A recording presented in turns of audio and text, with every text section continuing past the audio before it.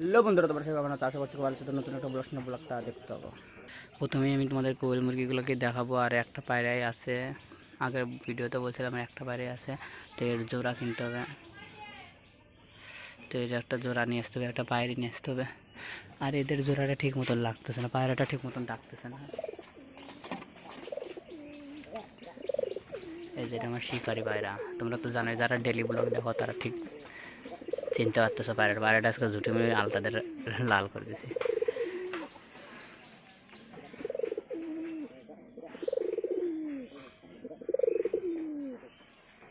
আর পায়রা গলা সব ঘষিতে বসে আছে, ডিমে মানে বসে আছে। এই যে আমার চালে সব পায়রা গলা দেখতে পাচ্ছে, সব পায়রা আমার চালে। এই যে সবগুলাই চাল, সবগুলো চালে তার শিকারিটা এখানে সবসময় বসে থাকে।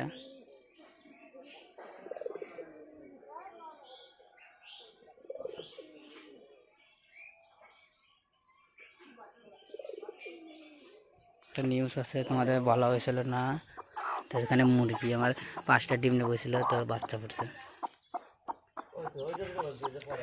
দেখতে পাচ্ছ মুরগিগুলা।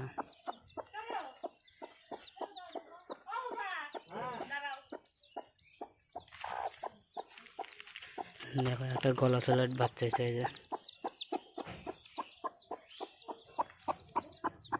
যে দেখতে হচ্ছে গলা চলা বাচ্চা। তো বাচ্চাটাকে ছেড়ে দিলাম, ওর মা খাওয়াচ্ছে। মুরগিটাই 3টে বাচ্চা নিছে, মানে 5টা ডিম ছিল, 5টা ডিম না 7টা ডিম দিয়ে যাক বাতে বসে দিলাম একটা সাদা মুরগিকে দিয়ে। তো মুরগিটার না পা হচ্ছে কুকুর কামড় ছিল, যেন পা এরকম ব্যান্ড টাইপের হয়েছিলো। তারপরে বেজি এসে নিয়ে চলে গেছিলো। তো 5টার মধ্যে 3টে বাচ্চা ফুটছে বর্তমানে। আর খোপে আছে হচ্ছে, আর হচ্ছে 2টে ডিম আছে খোপে। চলো ডিমটা তোমাদের দেখা দিই।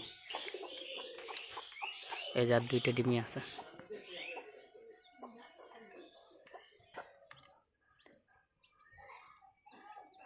আর এখানে ফিনসাকিগুলো আছে, ফিনসাকিগুলো বাচ্চা এখনও ফোটে নাই। তা আগের ভিডিওতে চেক করে দিয়েছিলাম আমি।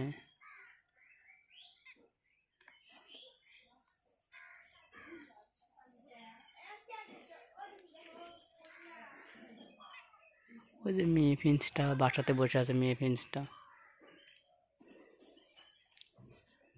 দেখতে পাচ্ছ তোমরা। ওই যে মাথা বাড়া আছে একটু, আর ছেলেটা বাইরে আছে, মেয়েটা ভিতরে ঢুকে আছে।